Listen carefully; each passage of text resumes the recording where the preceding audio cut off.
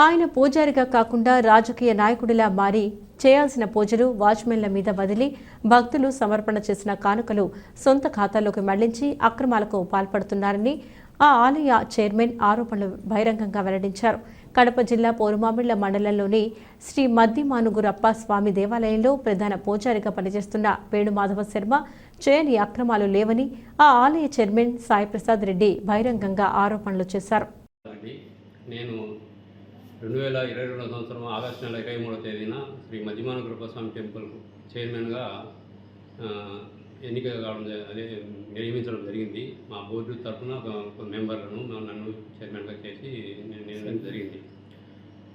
ఆ రోజు నుంచి కూడా కొన్ని చాలా ఇక్కడ వేణుమాధవ శర్మ అని ఒక ప్రధాన అర్చకులు చాలా అవకతవకలు చేస్తూ అందరినీ బెదిరించుకుంటూ చేసినారు. ఏదో సర్దుకుంటాలేమని ఎంత చెప్పి చూసినా మాకు వీలు పడలేదు. నేను 2022 సంవత్సరం అంటే 21 సంవత్సరంలోనే ఒక ఎండోమెంట్ వాళ్ళు నిర్మించిన ఒక పక్కా బిల్డింగ్లను వాళ్ళ అనుమతి లేకుండా నేను చెప్పేటి కూడా ఎవరి అనుమతి తీసుకోకుండా ఆయన స్వయంగా చేసిన పనులే ఇవన్నీ. ఒక బిల్డింగ్ను కోల్దోయడము, దానికి ఉండబడిన ఇనుప సామాను అమ్ముకోవడము ఇవన్నీ జరిగినాయి. సరే 2022 సంవత్సరం ప్రమాణ స్వీకారం చేసిన రోజునే పూర్వాంగంలో చెందిన ఏరువ ప్రసాద్ గాన్లోళ్ళు ఆయన దాదాపు సుమారు 1,30,000 దాకా ఆయన ఏదో కొంత సొమ్ముని ఇవ్వడం జరిగింది ఇక్కడ పూజారి చేతికి. ఆ సొమ్ము మనకి ఏమైందో మనకు తెలియదు. ఆయన మనకు చెప్పలే, దేవస్థానానికి ఏం ఖర్చు పెట్టింది మనకు ఏం తెలియదు. ఆ విషయం ఇవ్వ కూడా తెలియజేయలేదు. తర్వాత అదే అక్టోబర్ నెలలో అనుకుంటా ఫస్ట్ ఉండి కమిటింగ్ జరిగింది. దాదాపు 9 లక్షల డబ్బులు వచ్చినాయి. కానీ దాంట్లో అమెరికన్ డాలర్స్, కొన్ని కువైట్ దినారాలు ఏవి ఉన్నాయి.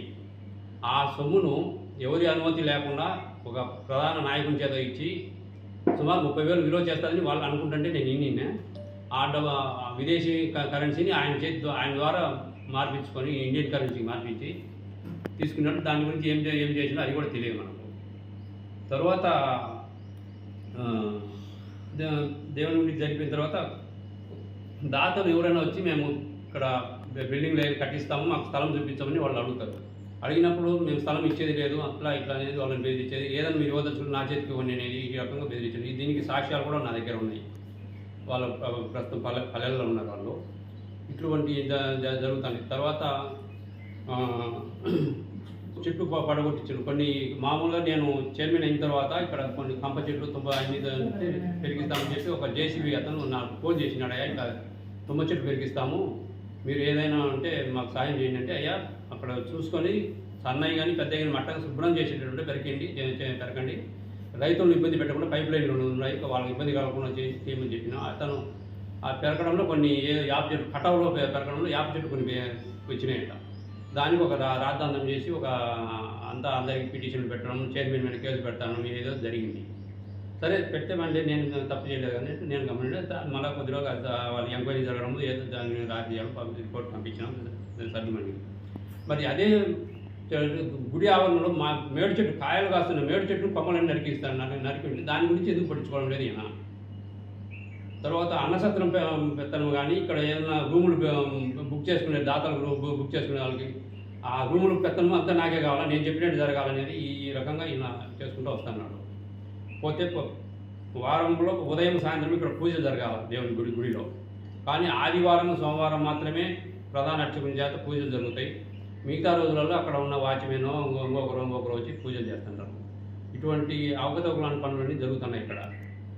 ఈ రకంగా చేస్తున్నాడు కాబట్టి మేము ఎంత చెప్పినా మాకు ఒక విధంగా వీళ్ళది ఏమవుతుంది, వీళ్ళ ట్రస్ట్ బోర్డు ఉండేది 2 నెలలు, వీళ్ళది ఏమవుతుంది అట్లా ఇటని ఈ రకంగా చేసుకుంటూ చెందుతున్నాడు. కాబట్టి నేను ఈ విషయాలు అయ్యి ఎండోమెంట్ కమిషనర్కు, డిప్యూటీ కమిషనర్కు, ఏసీ గారికి అందరికీ లెటర్ పెట్టడం జరిగింది. కానీ ఇంతవరకు ఏమీ యాక్షన్ తీసుకోలేదు వాళ్ళు కూడా. దాంట్లో నేను ఆ విషయం కూడా మేము మీడియా దృష్టికి తీసుకెళ్తానని కూడా చెప్పిన. ఎవరు దాని గురించి పట్టించుకునే లేరు. కాబట్టి నేను ఈరోజు అంతా మీడియా దృష్టికి తీసుకొస్తున్నా. నేను చేయాలని తెలియజేస్తాను. అన్నదానానికని కొంత డబ్బులు ఇస్తారు, ఇచ్చిండ్రు కూడా. దాదాపు 15 మంది పేర్లు వేసినాడు. కానీ వాళ్ళు ఎంత ఇచ్చిండ్రు, ఎంత ఖర్చు అయింది అవి కూడా తెలియదు. అంటే ట్రస్ట్ బోర్డు కానీ ఈవోలు కానీ ఎవరిని సంప్రదించేది ఉండదు. అంతా ఆయన స్వతహాగా వసూలు చేయడం కానీ, ఖర్చు పెట్టడం కానీ, మిగిలించుకోవడం కానీ అన్నీ ఆయన ద్వారానే జరుగుతున్నాయి. ఇటువంటి అవకతవకలన్నీ ఆయన చేస్తూ ఉన్నాడు. ఎవరిని లెక్క చేయడంలా. ఈడ ఒక బ్యాచ్ ఉంది, నలుగురు బ్యాచ్ పెట్టుకొని వాళ్ళు ఆయన తానా అంటే ఈయన తందాన అనేటోళ్ళు ఉన్నారు. వాళ్ళ ద్వారా ఈయన అందరినీ పెంచుకుంటే నా పీరియడ్ రేపు ఆగస్టు 23 నా పీరియడ్ అయిపోతుంది. అప్పుడు వాళ్ళ చైర్మన్ పీరియడ్ అయిపోతాను మీ కథ ఒక్కొక్కరికి అంత తెలుస్తానని చెప్పి వాళ్ళని కూడా బెదిరిస్తానంట. ఈ రకంగా చేసి అందరినీ బెదిరించుకోవడం చేయడం ఇట్లా జరుగుతుంది. దీనికి డిపార్ట్మెంట్ వాళ్ళు సహకరించి దేవుని అభివృద్ధికి సాయం చేయాలని చెప్పి కోరుకుంటూ నేను తెలియడం జరిగింది. ఇది విషయం నుంచి ఫోన్ చేయించినాడు ఈవో గారికి. అంటే ఎమ్మెల్సీ గారు చేసినారు, ఆయన ఆఫీస్ నుంచి చేయించినాడు. ఎవరి ద్వారాను చైర్మన్ చెప్పిన పనులు ఏమీ చేయకూడదు అనే విషయంతో ఫోన్ వచ్చిన. ఈవో గారు కూడా నన్ను ఎమ్మెల్సీ గారిని కలసండి అని అంటే, ఎందుకయ్యా మేము కలిసిన ఉపయోగం లేదు, సరే అటు జరగాల్సినట్టు జరుగుతున్న ఉద్దేశంతో నేను అంటే కాలం జరుపుకుంటూ వచ్చిన ఇంతవరకు. కానీ నాకు పీరియడ్ 2 నెలలు టైం ఉంది. ఈ నెక్స్ట్ నా తర్వాత రాబోయే చైర్మన్కైనా కొంచెం న్యాయం జరగాలనే ఉద్దేశంతో నేను ఈ విషయాలన్నీ అందరికీ తెలియజేస్తున్నాను.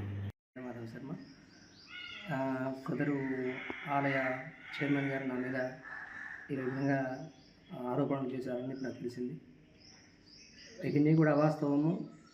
నా మీద నేను ఎటువంటి రాజకీయ టెంపుల్ దగ్గర చేయటం లేదు, నాకు అవసరం లేదు. అంతేకాకుండా ఇక్కడికి వచ్చినటువంటి భక్తుల దగ్గర లక్షల డబ్బులు తీసుకుంటానన్న మాట కూడా వాస్తవం. ఎందుకంటే నేను 18 సంవత్సరాల నుంచి దేవస్థానంలో పనిచేస్తున్నాను. ఇంతవరకు ఒక భక్తుడు కూడా నా దగ్గరికి వచ్చి అయ్యా నేను తీసుకొని ఇప్పటికైనా సరే ఏ భక్తుడైనా వచ్చి నేను బాయివారికి ఇచ్చాను, పంతులు గారు ఇన్ని వేలుగా 1 లక్షల డబ్బులు ఇచ్చాను, ఆయన తిన్నారని ఒకరు కూడా మీకు ఎవరికైనా కంప్లైంట్ చేయలేదు.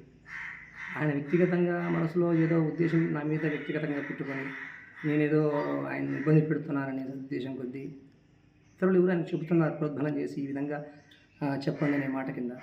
సో ఆ రకంగా అతను ఏమన్నా నా మీద వ్యక్తిగతంగా ఏమన్నా చెప్పాడమో తెలియదు. కానీ నాకంటే ఎవరి మీద కానీ చైర్మన్ గారి మీద కానీ ఈవో గారి మీద కానీ ఎటువంటి ఉద్దేశం నాకేం లేదు. మేము టెంపుల్కి రావట్లేదనే మాట కూడా వాస్తవం, వస్తున్నాం కూడా మాట కూడా. కాబట్టి ఆయన వ్యక్తిగత రీత్యా ఆయన ఏమన్నా గతంలో ఒకసారి అడిగారు ఆయన ఈ విధంగా, అయ్యా రైస్ ఉన్నాయి సత్రంలో రైస్ ప్యాకెట్లు అమ్ముదామనేసి. లేదండి ఇట్లా అమ్మడం కుదరదు, నేను మళ్ళీ వెళ్ళి భక్తులను రాబట్టాలంటే కష్టతరంగా ఉంటుందన్నాను. అదొకటి. మళ్ళీ ఇక్కడ చిన్న విషయాలకి దేవస్థానం స్టాఫ్తో చిన్న ఉన్న మనస్పర్ధల వల్ల ఈరోజు మేము పంపించి ఈ విధంగా చెప్పి ఉండొచ్చు బహుశా. కానీ అవన్నీ కూడా అవాస్తవము. ఇటువంటి విషయంలో కూడా ఇవన్నీ కూడా ఏమీ లేవండి. ఇప్పుడు హుండీ తీసేటప్పుడు రహస్యంగా నేను తీయను కదండి. నా దగ్గర తాళం ఉండదు కదండి. ఇన్స్పెక్టర్ గారు ఉంటారు, ఈవో గారు ఉంటారు, గ్రామస్తులు అందరూ ఉంటారు కదండి. వాళ్ళందరూ దాటుకొని వచ్చి నాకు సపరేట్గా రహస్యంగా ఇస్తారు, ఇవ్వరు కదండి. నేను ఒక్కరిని తీసుకొని తాళం నా దగ్గర ఉంటే అప్పుడు నేను తీసుకోగలను తీసుకెళ్ళి. కానీ ఇవన్నీ అది మార్చారా లేదా? ఏది విదేశీ కరెన్సీ ఏంటండి ఇంత వాస్తవం?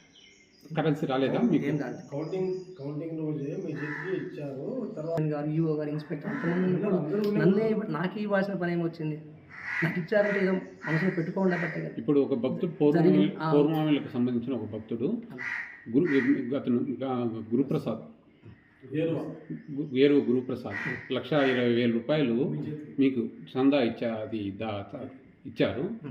దానికి ఎటువంటి లెక్క? గతంలో కమిటీ ఉన్నప్పుడు కమిటీ వారు ఈ సిమెంట్ రోడ్ వర్క్ కింద దేవస్థానం కింద భక్తులందరినీ కూడా గ్యాదర్ చేసి సిమెంట్ రోడ్ వర్క్ మొదలుపెట్టినప్పుడు దాంట్లో వీళ్ళు కూడా 1,00,000 రూపాయలు ఇచ్చేటువంటి దాత కూడాను 1,00,000 రూపీస్ దాతలు విరాళంగా ఇచ్చారు ఆయన. అది కూడా సిమెంట్ రోడ్ కింద వాడినటువంటిది వర్కే తప్ప నా వ్యక్తిగత స్వార్థం కొద్దీ నేను 1,00,000 రూపాయలు వాడుకున్నానంటే దాతలు వదిలిపెడతారు మనసులో. అదే 1,20,000 రూపాయలు మీకే ఇచ్చారంట.